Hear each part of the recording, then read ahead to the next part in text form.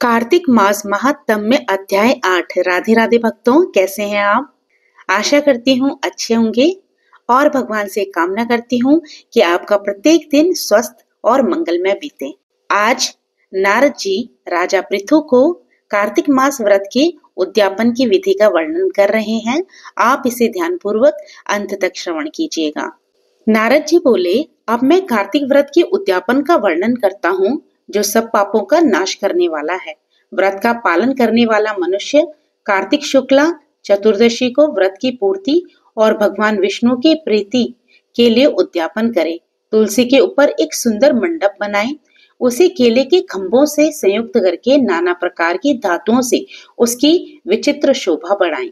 मंडप के चारों ओर दीपकों की श्रेणी सुंदर ढंग से सजाकर रखें। उस मंडप में सुंदर बंधनवारों से सुशोभित 4 दरवाजे बनवाएं और उन्हें फूलों से तथा चंवर से सुसज्जित करें।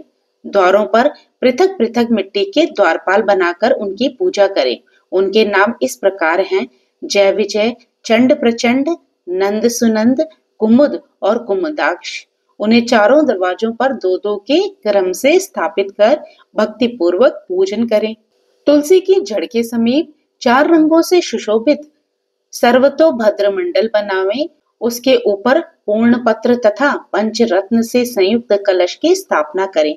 कलश के ऊपर शंख चक्र गदाधारी भगवान विष्णु का पूजन करें। भक्ति पूर्वक उस तिथि में उपवास करें तथा रात्रि में गीत वाद्य कीर्तन आदि मंगलमय आयोजनों के साथ जागरण करें। जो भगवान विष्णु के लिए जागरण करते समय भक्ति पूर्वक भगवत संबंधी पदों का गान करते हैं, वे सैकड़ों जन्मों की पाप राशि से मुक्त हो जाते हैं। जो मनुष्य भगवान के निमित्त जागरण करके रात्रि भर भगवान का कीर्तन करते हैं, उनको असंख्य गौदान का फल मिलता है। जो मनुष्य भगवान की मूर्ति के सामने नृत्य गान करते हैं, उनके अनेक जन्मों के एकत्रित पाप नष्ट हो जाते हैं।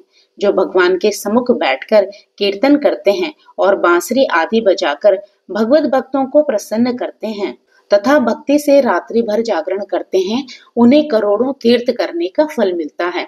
उसके बाद पूर्णमासी में एक सपत्निक ब्राह्मण को निमंत्रित करें। प्रातः काल स्नान और देव पूजन करके वेदी पर अग्नि की स्थापना करें और भगवान की प्रीति के लिए तिल और खीर की आहुति दें। होम की शेष विधि पूरी करके भक्ति पूर्वक ब्राह्मणों का पूजन करें और उन्हें यथाशक्ति दक्षिणा दें। फिर उनसे इस प्रकार से क्षमा प्रार्थना करें: आप सब लोगों की अनुकंपा से मुझ पर भगवान सदैव प्रसन्न रहें। इस व्रत को करने से मेरे 7 जन्मों के किए हुए पाप नष्ट हो जाएं और मेरी संतान चिरंजीवी हो। इस पूजा के द्वारा मेरी सभी मनोकामनाएं पूर्ण हो। मेरी मृत्यु के पश्चात मुझे अतिशय दुर्लभ विष्णु लोक की प्राप्ति हो। पूजा की समस्त वस्तुओं के साथ गाय भी गुरु को दान में दें। इसके पश्चात घर वालों और मित्रों के साथ स्वयं भोजन करें। भगवान द्वादशी तिथि को शयन से उठे, त्रयोदशी को देवताओं से मिले और चतुर्दशी को सबने उनका दर्शन एवं पूजन किया। इसलिए उस तिथि में भगवान की पूजा करनी चाहिए। गुरु की आज्ञा से भगवान विष्णु की सुवर्णमयी प्रतिमा का पूजन करें। इस पूर्णिमा को पुष्कर तीर्थ की यात्रा श्रेष्ठ मानी गई है।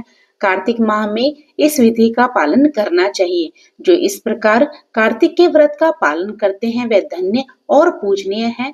उन्हें उत्तम फल की प्राप्ति होती है। जो भगवान विष्णु की भक्ति में तत्पर हो कार्तिक में व्रत का पालन करते हैं, उनके शरीर में स्थित सभी पाप तत्काल नष्ट हो जाते हैं। जो श्रद्धा पूर्वक कार्तिक के उद्यापन का महात्म्य सुनते और सुनाते हैं, वे भगवान विष्णु का सायुज्य प्राप्त करते हैं। तो भक्तों, यहाँ पर आज का अध्याय विराम लेता है। इससे आगे की कथा आप अगले अध्याय में सुनेंगे। तो कैसी लगी आपको ये कथा कमेंट करके बताइएगा। अच्छी लगी हो तो लाइक कीजिएगा और अगर आप मेरे चैनल पे नए हो तो मेरे चैनल को सब्सक्राइब करना बिल्कुल भी मत भूलिएगा। प्रभु का नाम लेते रहिए, पुण्य के भागी बनते रहिए। जय श्री कृष्ण। राधे राधे।